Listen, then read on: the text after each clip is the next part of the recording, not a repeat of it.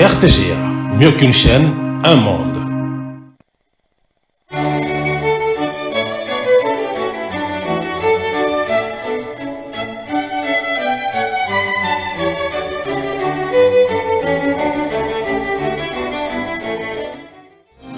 Ce journal vous est offert par Tango Protection.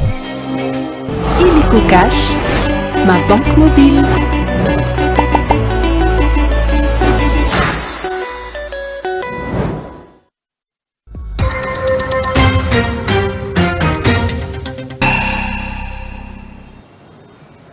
Mesdames et messieurs, bienvenue dans cette édition d'information sur la RTGA. À tout de suite, à les titres. La 11e session de la conférence des gouverneurs a ouvert ses portes ce 27 novembre 2024 à Kalemi, dans le Tanganyika. Le président de la République démocratique du Congo a lancé les travaux qui iront jusqu'au 29 novembre 2024 pour assurer la cohésion communautaire, clé pour la réussite du programme du développement local de 145 territoires. Les 26 gouverneurs des provinces de la République démocratique du Congo soutiennent la volonté du chef de l'État congolais Félix Tshisekedi dans sa démarche de revisiter ou changer la constitution. Ils l'ont dit dans une déclaration lue par Fifi Masuka, gouverneur du Lualaba, porte-parole de circonstance. Et puis, vous allez suivre dans cette édition d'information la réaction des conducteurs face à l'octroi des permis de conduire biométriques avec puce. Les conducteurs saluent l'opération, l'initiative redynamisée par le ministère des Transports et Voies de Communication en insistant sur le prix qui doit être abordable et dans un délai raisonnable pour son obtention.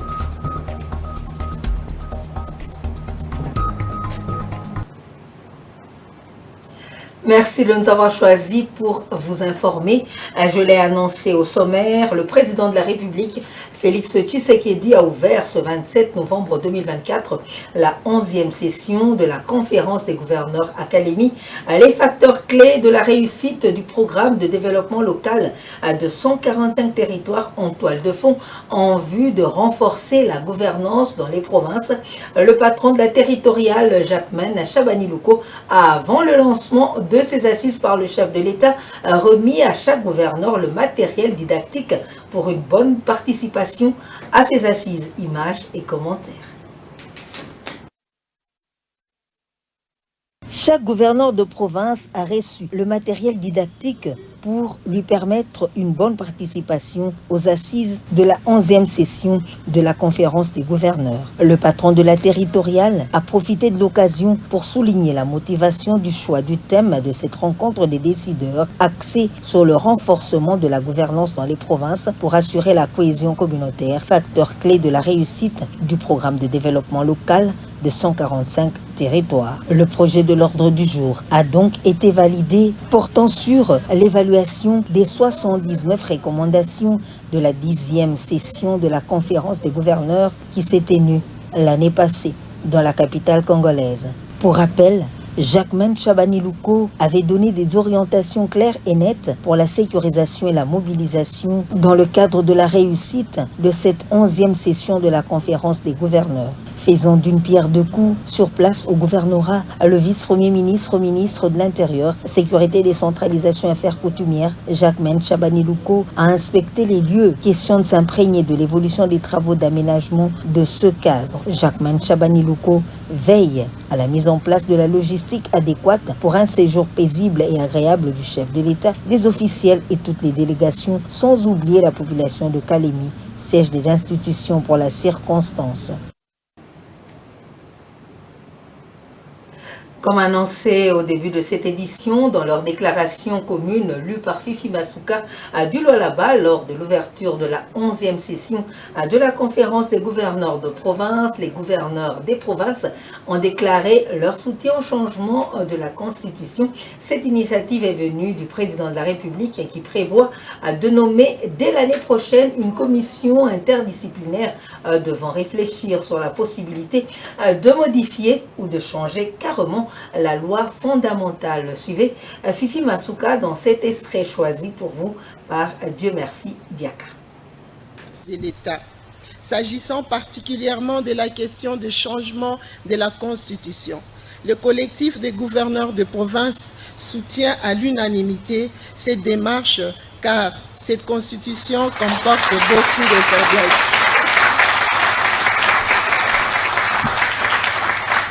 Merci. Car s'agissant particulièrement de la question des changements de la Constitution, le collectif des gouverneurs de province soutient à l'unanimité cette démarche car cette Constitution comporte beaucoup de faiblesses et invite la population à soutenir ces changements légitimes et salvateurs.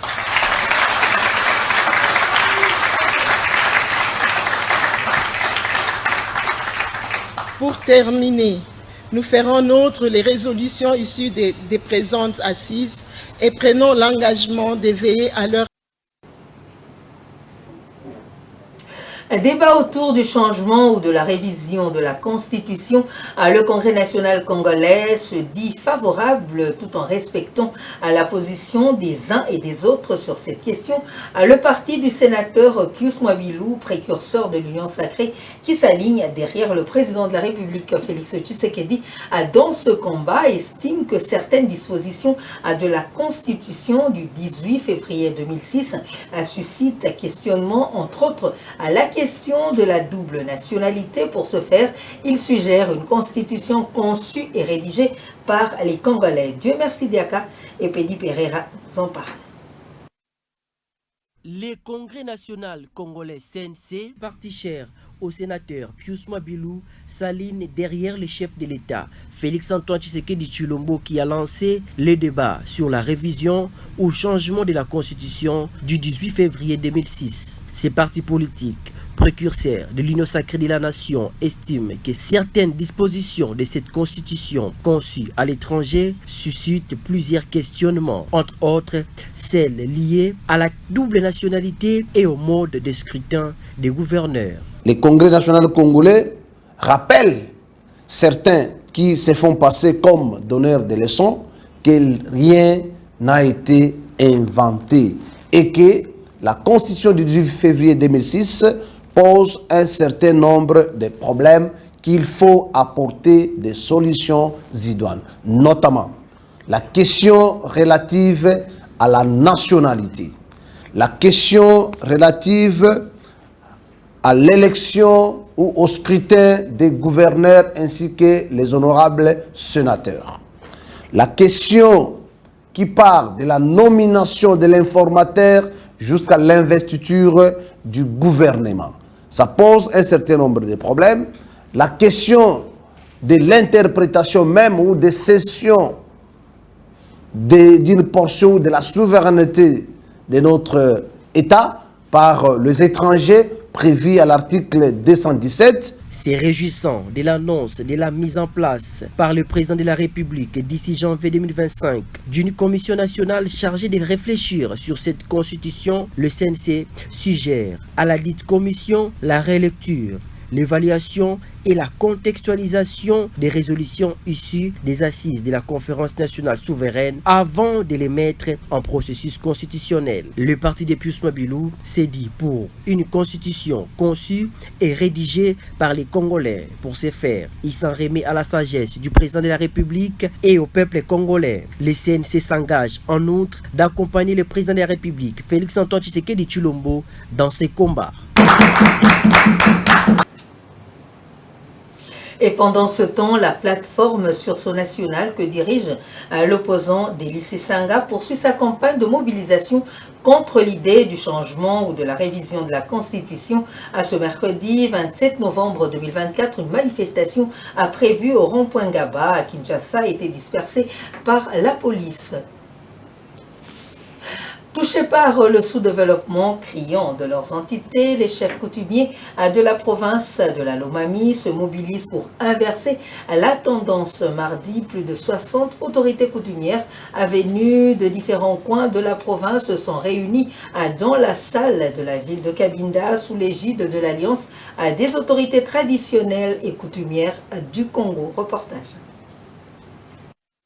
Cette rencontre, présidée par les grands chefs coutumiers Corneille Kalengai, avait pour but de présenter un ambitieux projet de développement des bases axé principalement sur l'agriculture, un secteur clé pour revitaliser les entités coutumières de la province de Lomami. Dans son intervention, Corneille Kalengai a rappelé l'importance de renouer avec les traditions et les valeurs ancestrales, exhortant les chefs coutumiers à promouvoir le respect des coutumes et en faire un levier de développement. Nous avons initié ce projet vu l'exode qui est en train de s'opérer sur notre espace Grand Kassai. Les jeunes sont en train de fuir, les villages restent vides. Ils fuient quoi? Ils disent que non, il n'y a pas assez de la nourriture, il n'y a pas de l'argent. Ils sont en train de partir comme ça et il ne reste que les vieux dans les villages. Alors ce sont les jeunes qui sont appelés à faire changer leurs identités. C'est un projet que nous avons conçu avec toute la sagesse. C'est un projet qui vise d'abord l'amélioration des conditions de vie des villageois. Nous au village, la première chose que nous devons chercher, c'est à manger. C'est pourquoi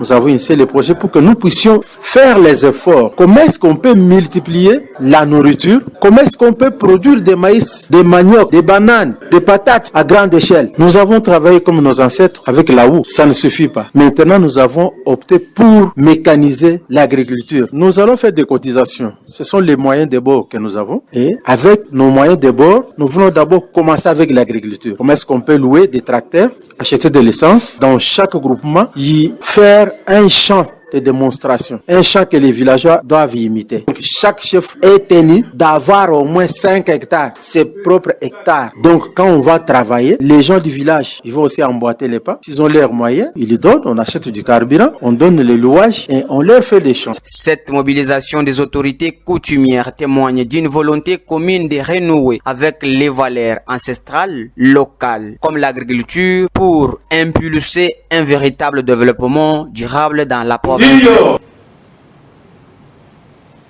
Il y a eu ce mercredi 27 novembre à Bunia la remise officielle des 14 jeeps neuves du gouvernement central à la police nationale congolaise et aux administrateurs des territoires de la province de l'Ituri. La remise a été faite par le gouverneur militaire, le lieutenant général Johnny Luboya Kachama, au cours d'une cérémonie au gouvernorat en présence des membres du comité provincial de sécurité, comme nous le confirme Jolie Palmer Sekouye.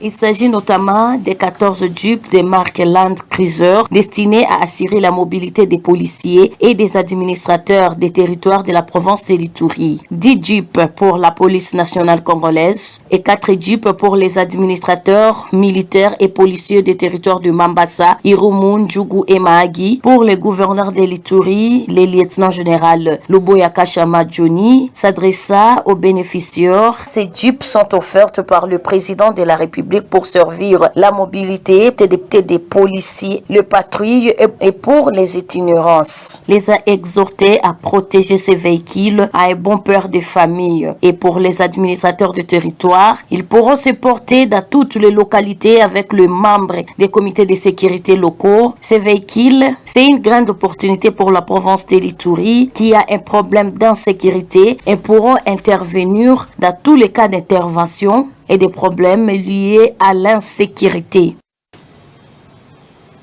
En séjour au royaume chérifienne, la première ministre Judith Souminois a échangé avec son homologue marocain Aziz Akanok au menu de la manière de renforcer les relations bilatérales dans le cadre d'un partenariat gagnant-gagnant au niveau économique. C'est un reportage de Jacques-Olivier Moulou.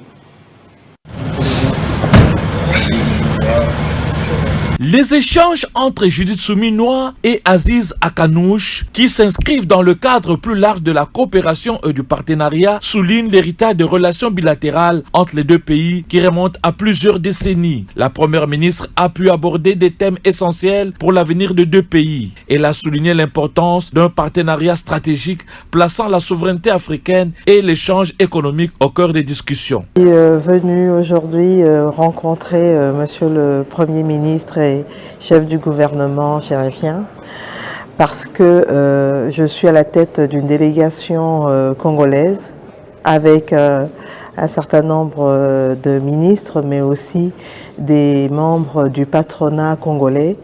Nous sommes dans un forum économique qui parle de la nécessité de la souveraineté africaine et des échanges économiques entre Africains, raison pour laquelle ma venue ici à Rabat.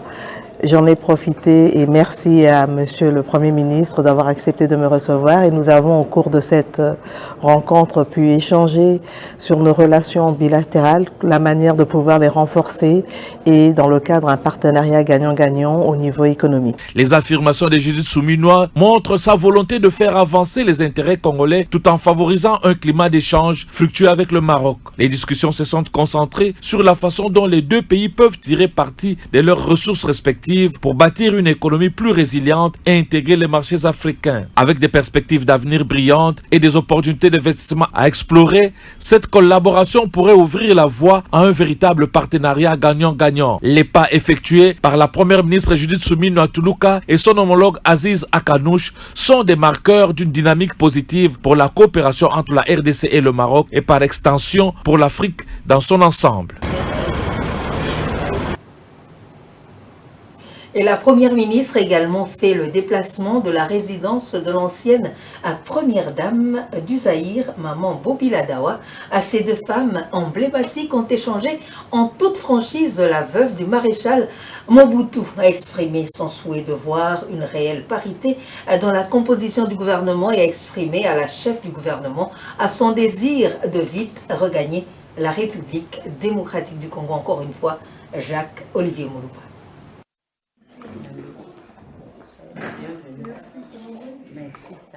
Cette rencontre entre deux femmes emblématiques a été bien plus qu'un simple échange de politesse. Elle a résonné comme un hommage à l'histoire et à l'engagement des femmes dans la société congolaise. À 79 ans, Maman Bobila Dawa est toujours profondément attachée à son pays, suivant de près son actualité. Pendant leurs échanges, Maman Bobi a partagé sa joie et ses réflexions sur la nomination de Judith Souminois Tuluka. On a lundi na télévision te nommé premier ministre moi si na CPA ki koleka.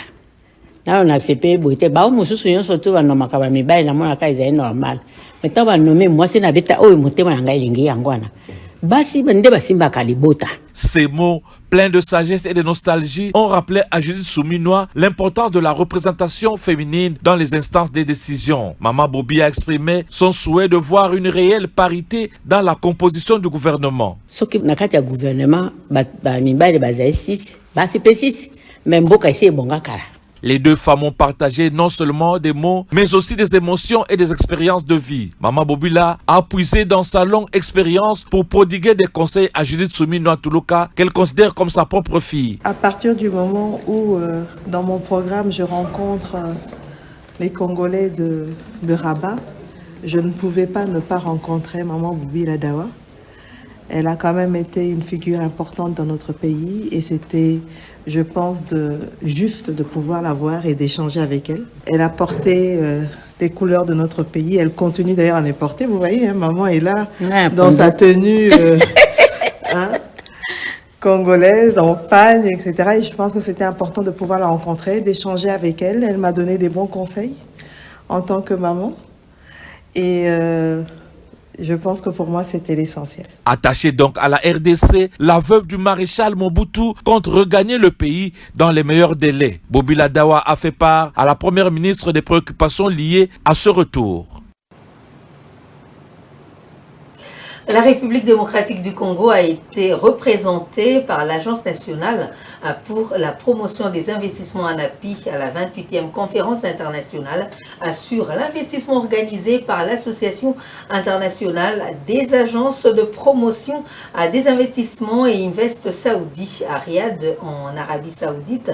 Au cours de ce grand rendez-vous mondial sur les affaires, l'ANAPI a remporté le prix de la meilleure agence de promotion des investissements en Afrique dans la catégorie contribution au développement durable, et ce grâce au management de son directeur général par intérim, le professeur Bruno Chibangu Kabaji.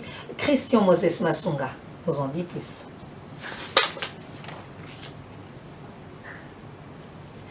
Nous allons y revenir. Non-retour de José Luea Dubié à la direction générale de Congo Airways. Les agents et cadres de cette compagnie nationale d'aviation ont lancé ce mercredi à 27 novembre 2024 une pétition pour initier des poursuites judiciaires à l'encontre de José Luea Dubié. André Ikoma et Francis Siamundele signent ce reportage.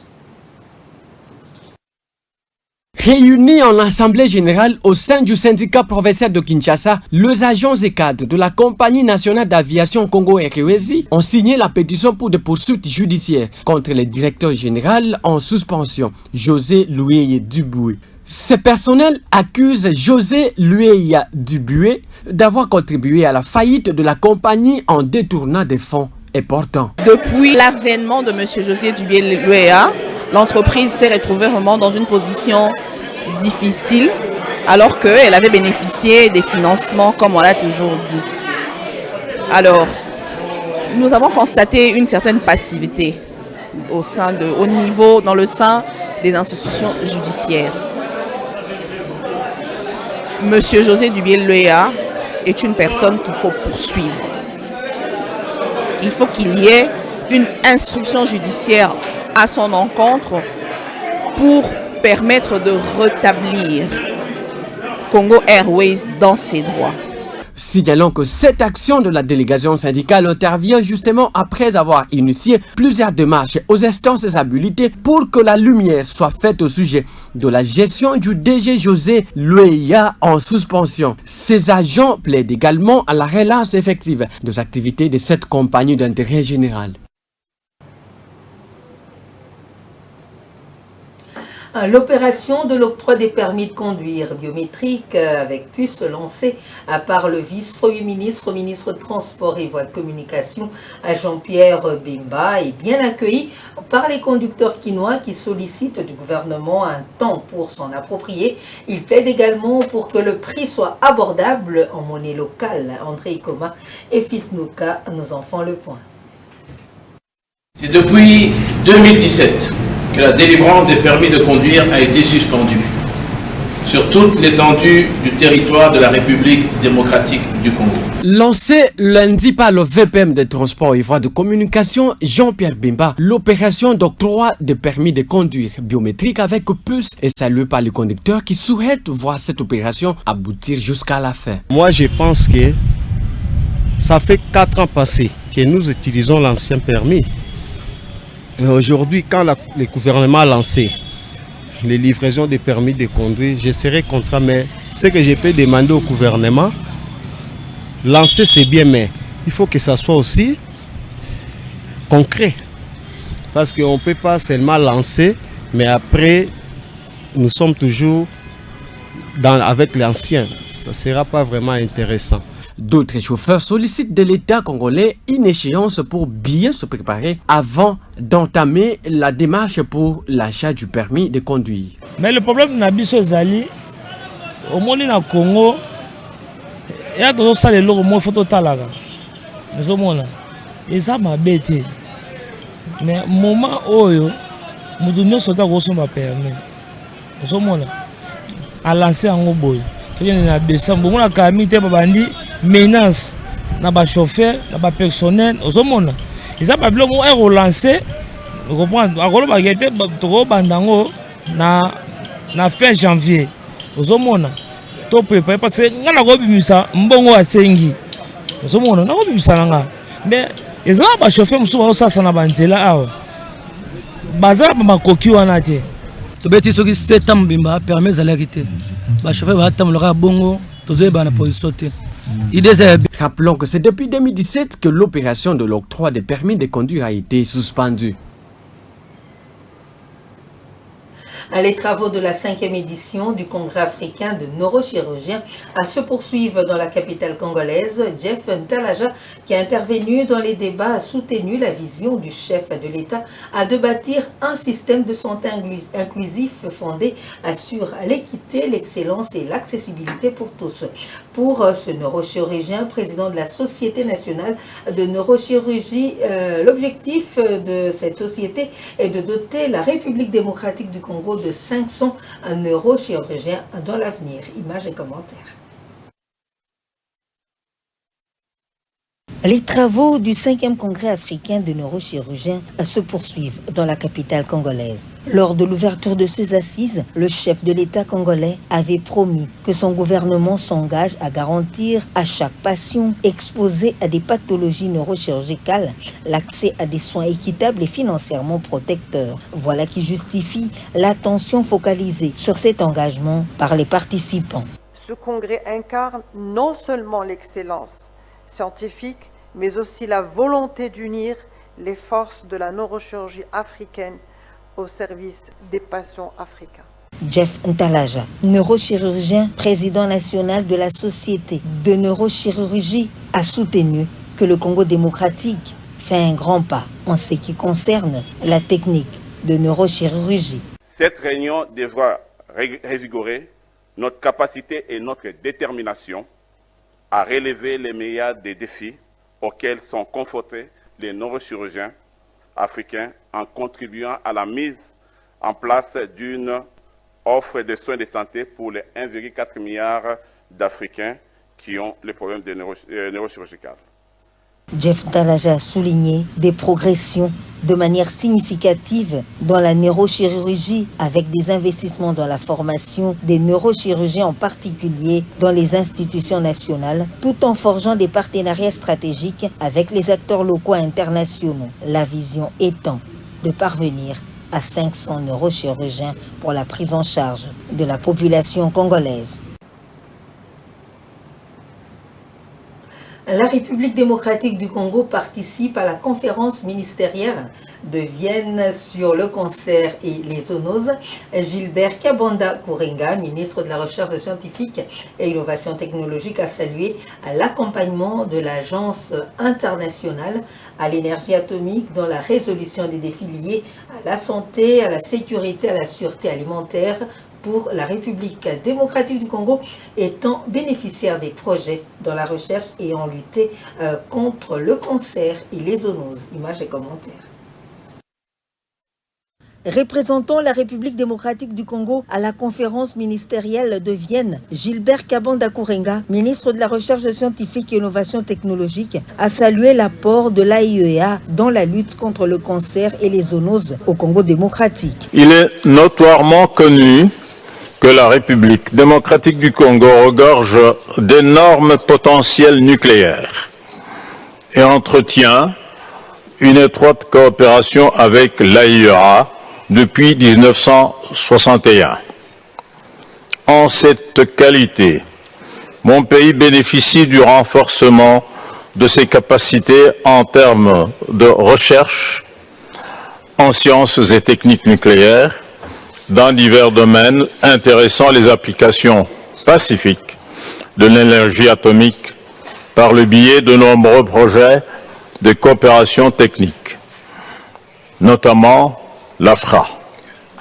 C'est pourquoi le gouvernement de la République démocratique du Congo remercie l'Agence pour l'initiative d'appuyer les États membres à moyen et faible revenu dans leurs efforts de lutter contre le cancer à travers le projet Race of Hope, mais aussi contre les zoonoses à travers le projet Zodiac. Bien avant Le patron de la recherche de la République démocratique du Congo a échangé avec le directeur de la coopération technique Division Afrique, le professeur Chokat. Ce dernier était accompagné de Madame Malak Drak Ruiz de Velasco, responsable de l'Afrique de l'Ouest et centrale, opération secteur public au fond de l'OPEP, et de Abdou Diane, chargé de la gestion des projets de la RDC. Nous en venons à la lecture de ce message de bienvenue au nom de la Société Générale Mining Corporation GM6 SARL et à mon nom propre, je souhaite très cordialement la bienvenue à Isiro, dans la province du Haut-Ouélé, à son Excellence Monsieur le Président de la République, Félix Antoine Tshisekedi Tshilombo, chef de l'État, à l'occasion de la commémoration du 60e anniversaire de l'assassinat de la bienheureuse Marie-Clémentine Annualité Lengapeta.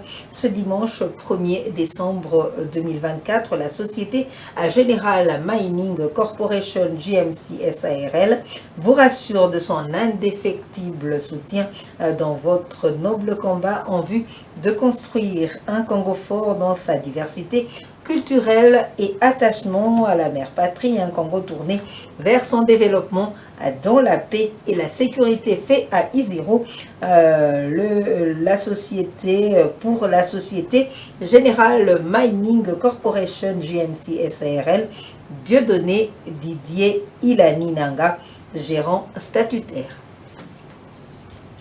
Et voici les grands titres qui ont marqué cette édition d'information.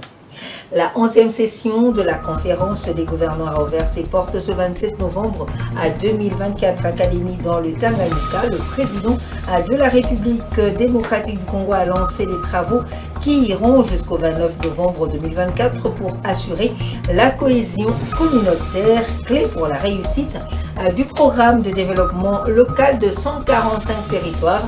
Le patron de la territoriale a remis le matériel didactique à tous les gouverneurs des provinces.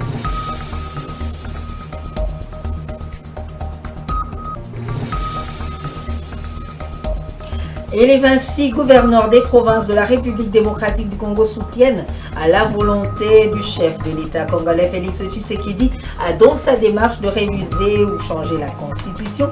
Ils l'ont dit dans une déclaration lue par Fifi Masuka, gouverneur du Lualaba, porte-parole de circonstance.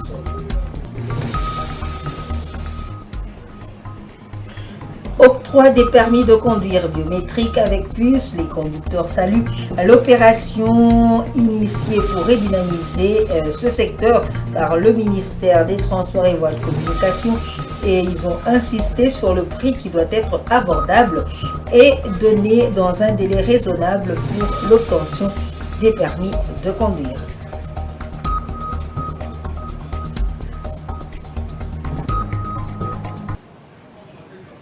Nous vous disons merci de nous avoir suivis et bonne suite de programmes sur la RTGA.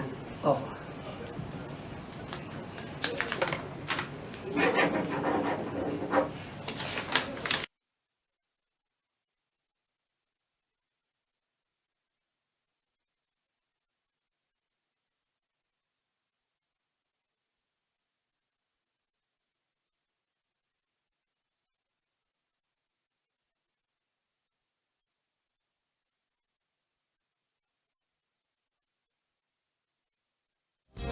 Ce journal vous a été offert par Tango Protection.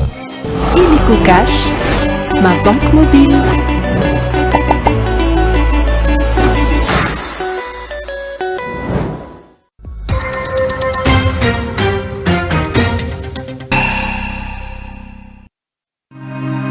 RTGA, mieux qu'une chaîne, un monde. RTGA, mieux qu'une chaîne, un monde.